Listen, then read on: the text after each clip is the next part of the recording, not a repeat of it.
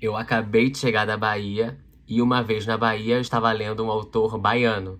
E dessa vez não vou falar de Jorge Amado, vou falar de um autor contemporâneo chamado Pedro Tourinho. E o seu livro é o Eu Mesmo e Minha Selfie. Já começa que o título é ótimo e trata exatamente do que esse livro é all about. Ele fala sobre essa questão da gente, pessoa, como um canal de comunicação. Cada um de nós é o seu próprio jornal nacional, né? Essa frase é uma das frases que é bem discutida aqui no livro e ele explica como chegamos até esse estágio. Esse livro é um must read para todo mundo que é de jornalismo, comunicação, conteúdo, influencers, wannabe influencers e todo mundo que gosta e quer entender um pouquinho melhor sobre essa dinâmica de como a gente está vivendo e se comunicando nos dias de hoje. O Pedro Tourinho, ele é um autor, empresário, publicitário, RP, cuida da carreira, né? Da parte da imagem, da comunicação de vários artistas, incluindo a Anitta. E ele foi a fundo pesquisar essa questão humana da comunicação. Então é muito legal porque ele traz desde, assim, do mito de Narciso, passando, enfim, pelos gregos, de como a gente foi construindo a nossa sociedade e a nossa comunicação, até os dias de hoje, dias que algoritmos autoalimentam a nossa vida, o nosso feed, e criam bolhas cada vez mais robustas e autossuficientes.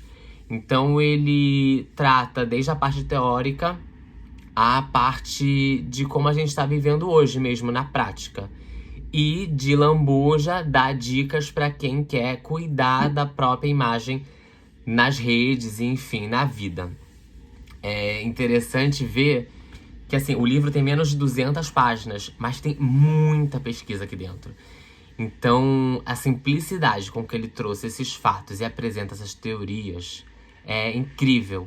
Coisa que baiano sabe fazer muito bem. Simplificar as coisas e entregar o resultado. Então, gosto muito disso. Vou passar aqui alguns dos pontos do sumário para vocês verem de que ele trata. Começa com a parte 1, que é a selfie e o narciso moderno.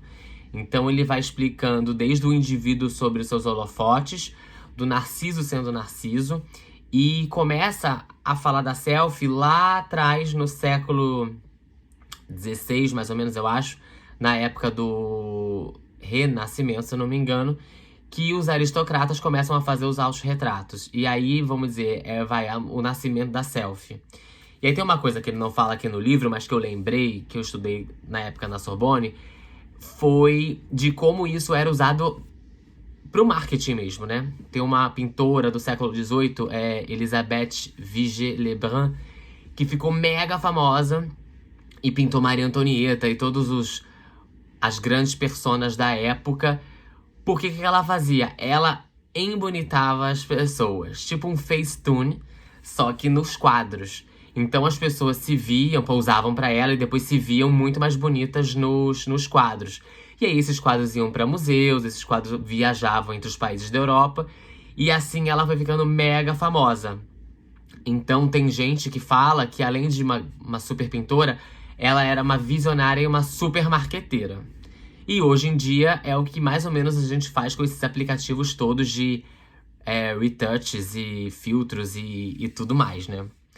Depois ele passa pro ecossistema da selfie, então ele fala de fofoca, de mídia, da mudança do jornalismo, como que... Ele traz uma linha do tempo, né? Como que isso tudo foi acontecendo e vem aí aos dias de hoje. Um dia de engajamento, um dia que fala-se de influenciadores, e aí ele traz algumas lições, conceitos e considerações de que influenciar não é uma profissão e como é que isso pode ser feito na prática, né? Fala de transmídia e explica um pouco os algoritmos e o lado que tudo isso pode trazer. E aí fala de fake news, fala de como também a gente é manipulado e manipulável, né? as duas vertentes, como a gente pode manipular e a gente também é manipulado sem, às vezes, saber. Terceira parte, ele vai falar da imagem e a sua verdade. Então ele dá, assim, mostra um pouco de como você moldar a sua própria narrativa na internet e nos dias de hoje. E dá alguns insights bem legais. Dentre eles, um que eu mais gostei gente, não precisa ter opinião sobre tudo. Silêncio também é legal. Então super fica essa dica. E a outra coisa que ele reforça muito aqui é a questão da verdade, que é muito importante a gente estar ligado e conhecer e compartilhar o que é verdade. A mentira não rola. Isso é bem legal.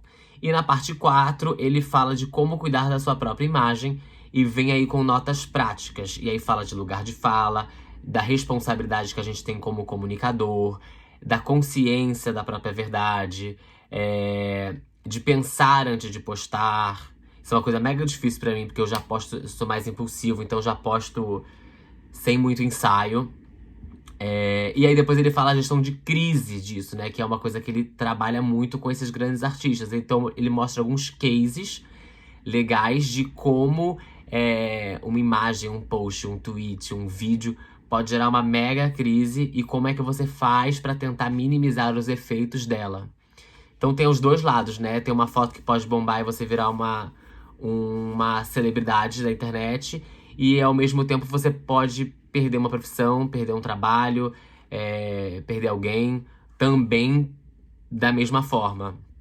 E aí, gente, esses são vários assuntos que ele trata e a gente pode conversar sobre aqui, né? Desde, enfim, eleições a escândalos de aniversários, por exemplo, como foi o escândalo do aniversário da Donata Meirelles, a própria eleição dos Estados Unidos, a multa que o Facebook levou sobre essa questão da privacidade, enfim, desafios, questões e coisas que a gente está vivendo aí no dia de hoje. E aí esse livro se torna, então, um must-read para quem curte isso e quer entender um pouquinho melhor sobre todo esse universo ou quer cuidar um pouquinho melhor da sua imagem também na internet. Muito bom esse livro. Fica a dica. Até o próximo vídeo.